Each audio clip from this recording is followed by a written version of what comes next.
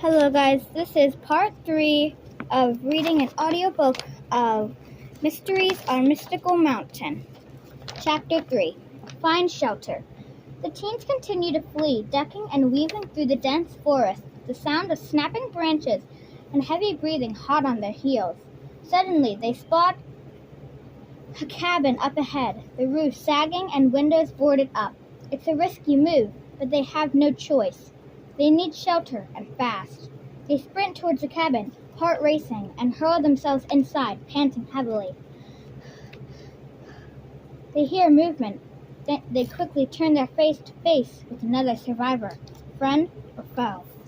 The survivor is rugged, with a bushy beard and wild, tangled hair. He holds a flashlight in one hand and a hunting knife in the other, and he seems as surprised to see the teens as they are to see him. He speaks in a gruff, raspy voice. "Who the heck are you? What are you doing here?" The teens exchange nervous glances, unsure of how to respond. One teen bursts out, "We were just running from a horde of hurtling zombies." "Ha!" The survivor looks at the teens, eyebrows raised skeptically. "Horde of hurtling zombies? Yeah, right. You kids are messing with me." The rest of the teens look at each other equally. But then there's a loud crash outside, the sounds of moans and shuffling feet. Survivor's eyes widened, and he looked over his shoulder, realization dawning on his face. "Holy cow, you aren't kidding." "Yeah, told you. Have you got any freaking weapons?" "Weapons? You bet your biscuits I do." The survivor grins, opening up a cabinet hidden behind a tattered tapestry. It's a broad selection: crossbows, rifles, knives, even a flamethrower. He hands out weapons to the teens like it's Christmas morning. "Welcome to the zombie slaying crew, kids. Let's show 'em what we got." The teens, wide-eyed and shaken, arms themselves, taking deep breaths as they prepare for the fight of their lives. The teens yell, "Lock all the doors, barricade the windows, as well as every other entrance." The man yells, "Getting a little spiffy there." "Just hurry," the teen yells. The crew moves quickly, closing all the windows and barricading the doors with tables, chairs, and whatever else they can find. The cabin starts to feel like a fortress, but they know it won't hold forever. The man, still skeptical, leans back against the wall and crossing his arms. "What are you doing?" the teen yells. "Just watching and waiting," the man responds coolly. "I gotta see it to believe it. Zombies? Huh. Next thing you're gonna tell me is that y'all just kings of London, for pretty sake."